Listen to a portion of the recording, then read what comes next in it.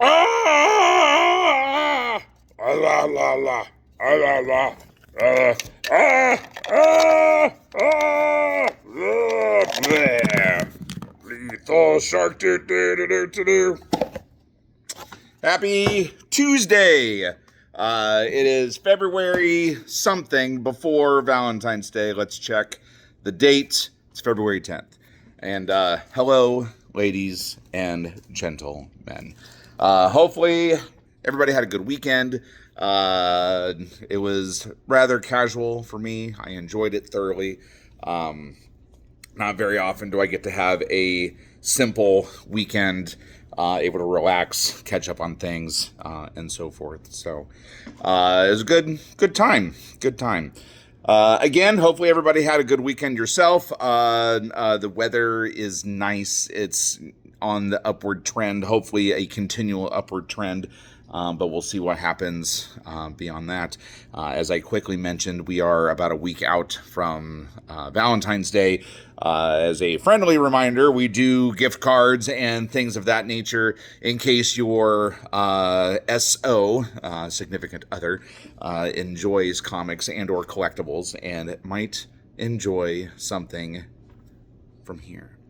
But yeah, I mean, other than that, there's not a whole lot going on, which is good. You know, like I said, it's the calm before the storm. We're really starting to get all the con schedules figured out, dates ironed out, and solidified. And it's going to be a thing, man. It's always a thing. Gosh, I don't know. I guess we'll start with apologies for me not ordering Dork. Apparently it's a thing, which I know I keep saying here. But yeah, they were selling for $30, $40, $50, upwards of $100 on eBay already. Why? I don't know. I really don't know. That one escapes me. I mean, I know that it's a fun title. I know that the artwork on it and the artist / illustrator is well known and well received, albeit I can't remember who it is off the top of my head right now. But it's amazing that all these number ones are exploding. I wholeheartedly believe it's just the FOMO book of the week. Whatever. So I apologize on missing the mark on that. But there will be second prints that will be in the store once they're ready. So be on the lookout for that. As for today, we have a short box full of goodies, some Invincible related stuff, so stick around for that, and a whole stack of books, good books, shiny books, some fun stuff that I picked up, some alt covers and ratios and things like that. So I'll show those here momentarily as well. So beyond that, like I said, there's not a whole lot going on, just kind of your standard Tuesday, which would be good. I'm going to try to get ahead of things yet still. Put out a bunch of toy stuff last week. I'm going to be working on some comics and cards, potentially some other toys today as well and this week, and then move forward from that. The next show is going to be Knights Hall, March 15th, and keep an eye out for that. I guess I will show these off. So here in Crawfordsville, Logical Collectibles heads off the Crawfordsville Comic and Card Super Show.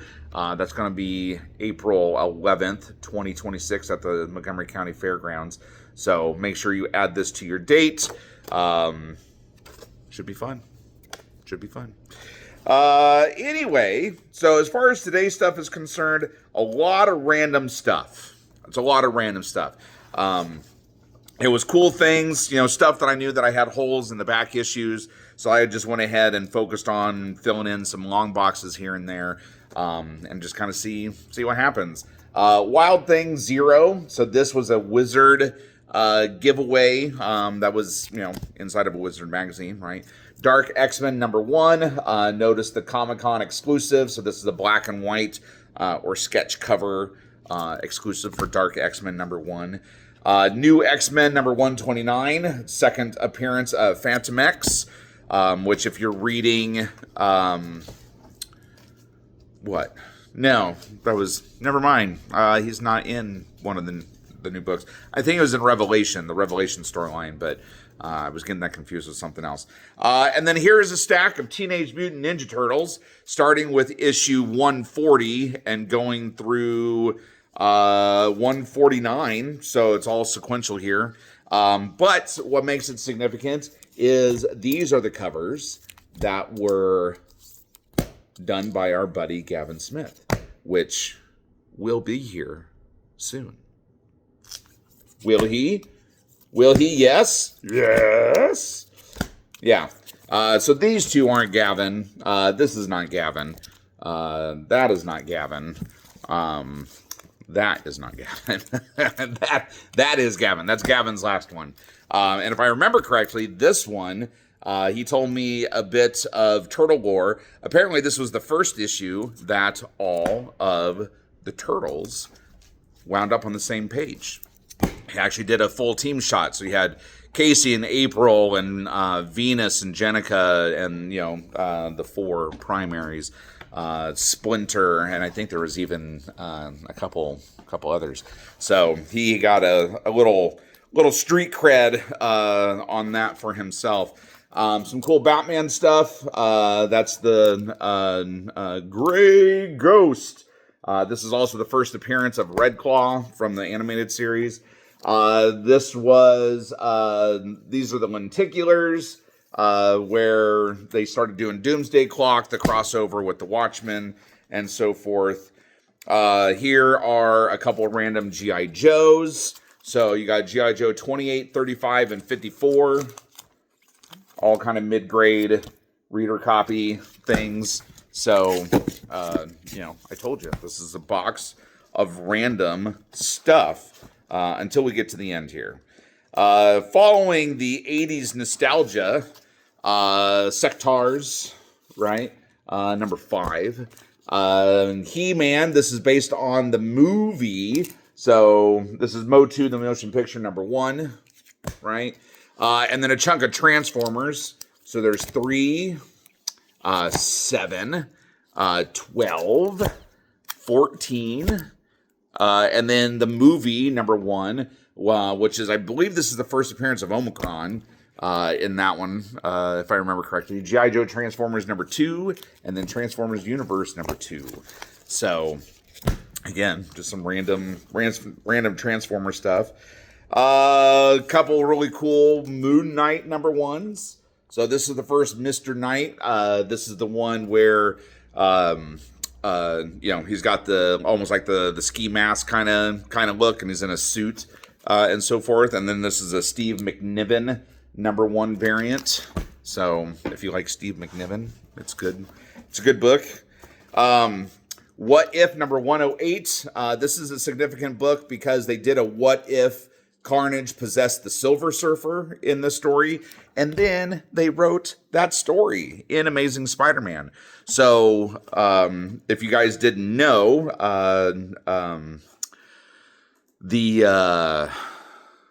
or do I even know?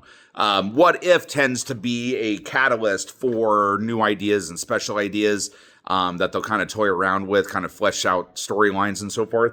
And sometimes they actually become canon. They actually do become part of the main storylines, such as Jane Foster Thor. So, not saying, just saying. Ultimate Fantastic Four, 21, 30, 31, and 32.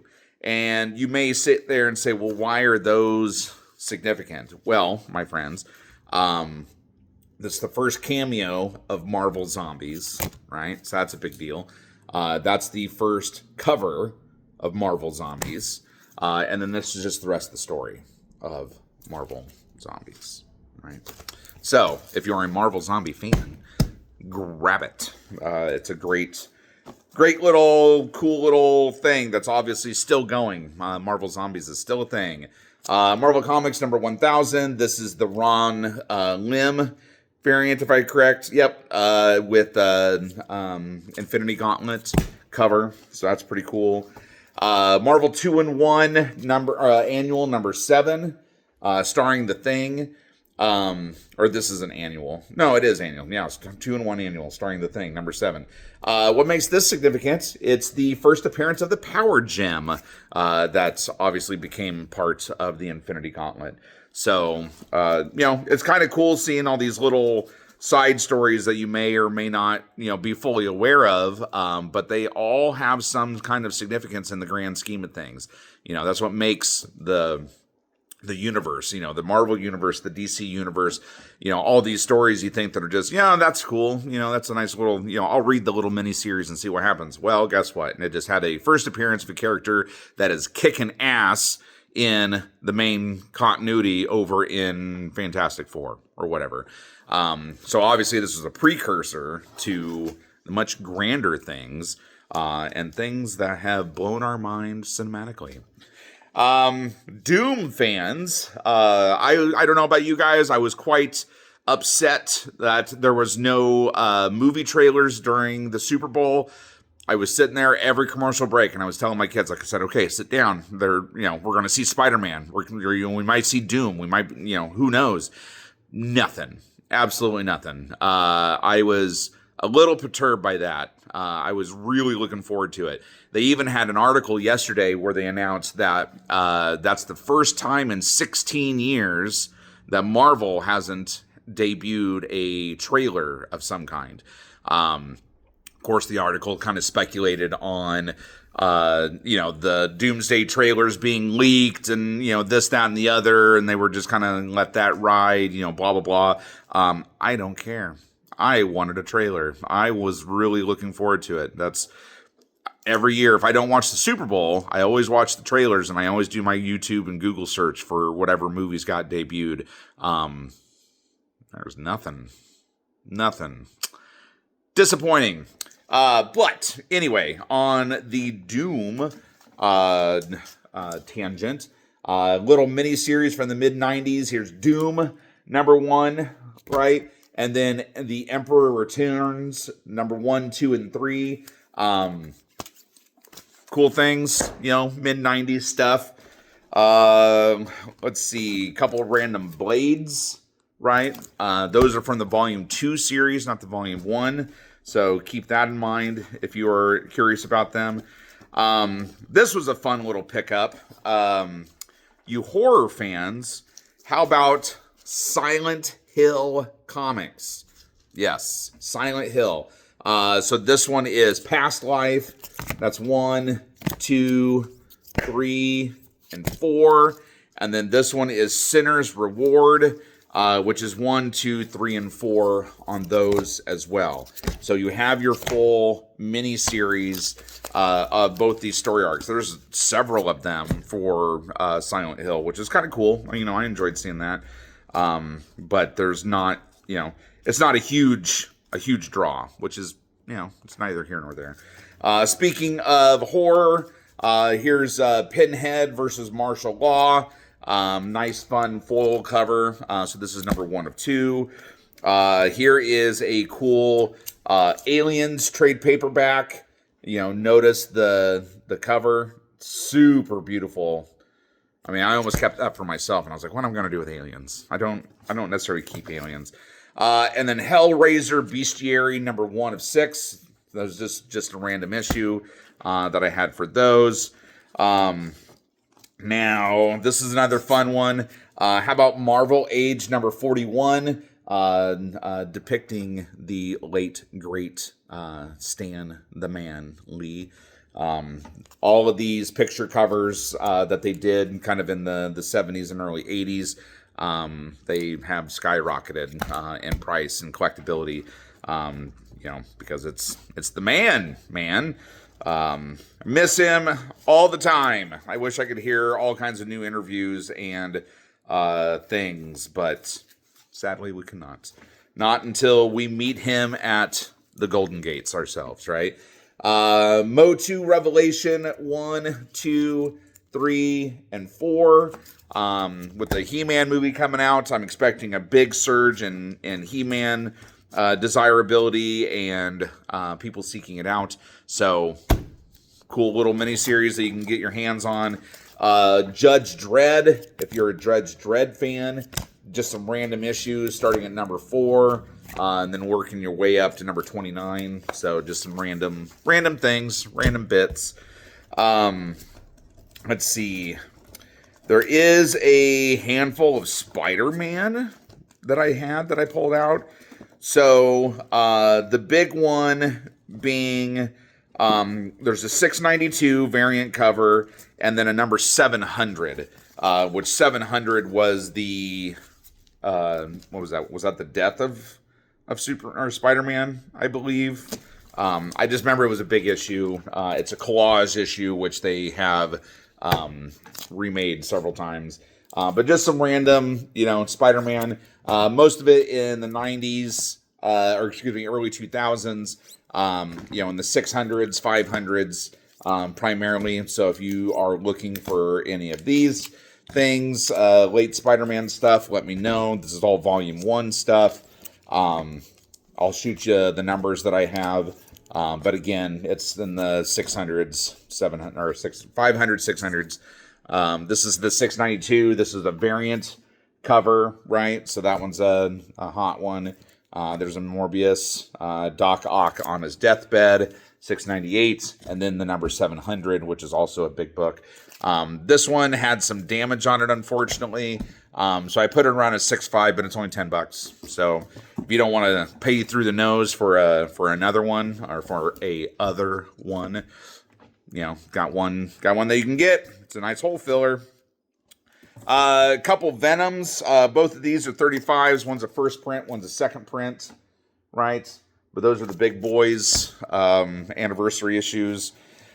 Let's see.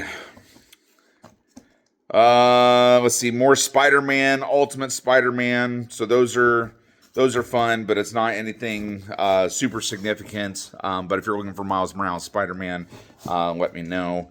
Skybound X. This is the full 5-issue series. Rick 3000, I believe, right? 2000. Rick Grimes 2000. Lightsaber and zombies. Total fun stuff. There's Science Dog for you Invincible fans. There's Negan and Rick going at it. And then the conclusion of the story. So just some funky stuff. Very odd story, but it's fun. It's fun. Walking Dead adjacent, right? Now, I mentioned Invincible, right? Well, I have something that's Invincible related. This is a offshoot of Invincible entitled Brit. I don't think we've got to his debut in the TV series, so just keep that in mind. This could be something that could explode after he debuts. I don't know. I'm not real well versed in Invincible. I'm kind of following along the TV series along with you guys. But this is a 12-issue run. I think I have everything but issue 8. So that's 4, that's 5. This is 6, right? There's 7 with Invincible on the cover. Nope, here's 8, 9, 10, 11, 12. I guess I do have the whole series. Do I? 1, 2, 3, 4, 5, 6, 7, 8, 9, 10, 11, 12. Look at that. Look at that. So, not saying, just saying. Let's see. And then here is an actual Invincible book. This is Invincible number 101, right? So check that out. And then we have Invincible Universe 1, 2, and 3. So again, just, Invincible comes out in March, along with Battle Beast number, 7? So they're going to, it's going to be a thing again. We're just kind of in a lull right now. But be be prepared. And then be our guest. Be our guest to the Guardians of the Globe. So that's 1, 2, 3, 5, and 6 of Volume 1. And then number 1, 2, 3, 4, and 5 of Volume 2. Oh, and number 6 of Volume 2.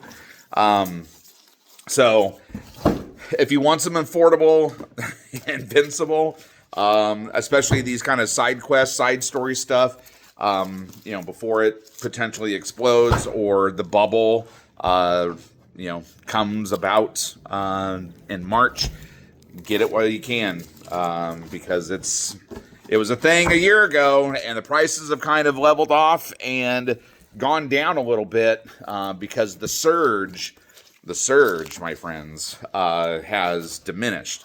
But in about a month and a half, that surge will be back, and people will be clamoring for Invincible yet again.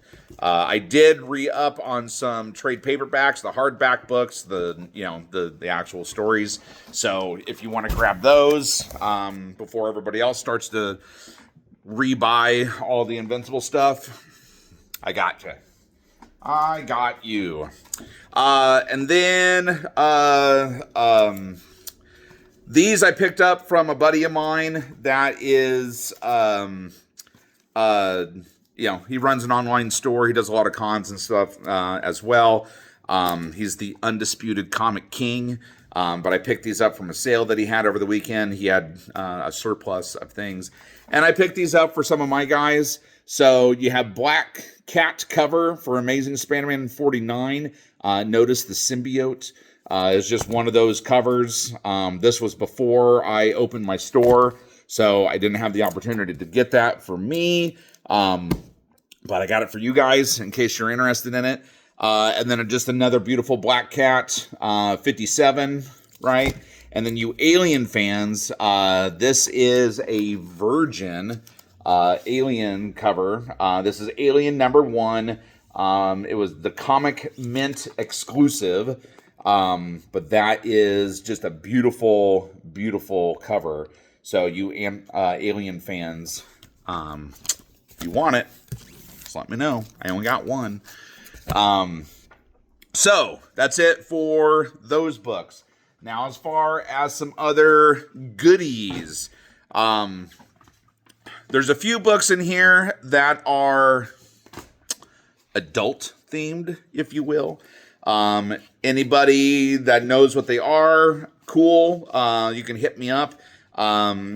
Just come in and ask about them. I'm not going to put them in the video. Let's just say one of them has something to do with fairies. One of them is elemental special. There's a word that's between elemental and special that you may want to look out on.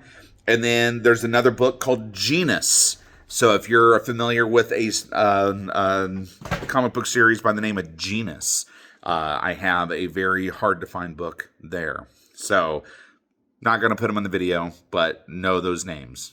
Blank Fairies, Genus, and Elemental Blank Special. Okay. Now, this book came out on my PC. I decided to relinquish it.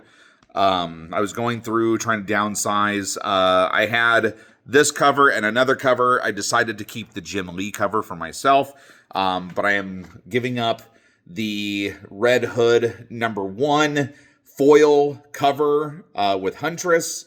So if you are into this book, you may recall this was a recalled book due to the writer's comments on Charlie Kirk, and DC took a very hard stance, canceled the book, and fired the woman for her comments, quickly distancing her from the situation. But it is what it is. That's the world we live in. But I have a Red Hood number 1, so if you're interested in it, let me know. This is a fun book, Terminator Burning Earth number 1. This is actually Alex Ross's first book that he did on. Now, if you notice, my hands are actually covering it. Right there, it is actually dual signed. Both of them are by the other guys in the book. I forget what their names are because I didn't write it down because I'm an idiot. That's how good of a salesman I am. I tell you that it's cool, but I don't tell you why it's cool. But it's there. It is there. This is another cool book, signed by our buddy Stuart Sayger.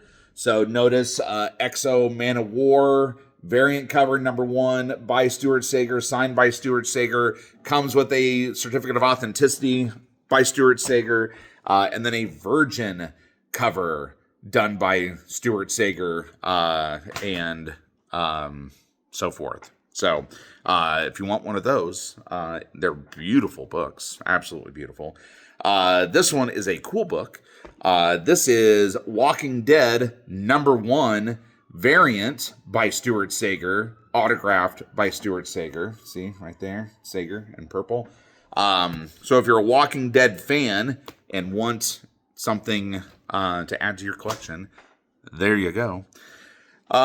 This is a very interesting book. You don't see these books very often, but this is Bone #55. Notice it's almost a Virgin cover, right?